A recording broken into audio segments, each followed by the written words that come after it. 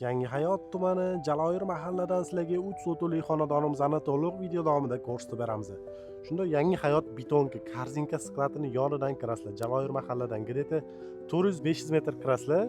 Mana shu joyimizni sotuvga chiqyapti. Sizlarga bitta ichkari qismidan ko'rsatib beraman, o'zingizlar ko'rib baho berib qo'yasizlar. Bizani sizlarga ichkari qismidan tushuntirib beradigan bo'lsam, kirib kelamiz.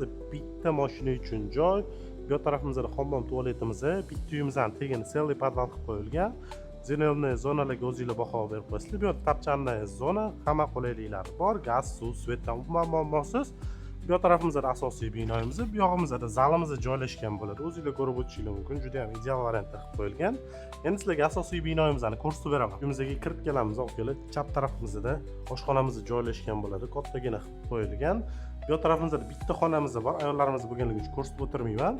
Remontlari juda ham yaxshi. Sanuzelimiz joylashgan bo'ladi. Bu yog'imizni zal sifatida foydalanishadi. Xohlasanglar detskiy spalniy variant foydalansanglar bo'ladi.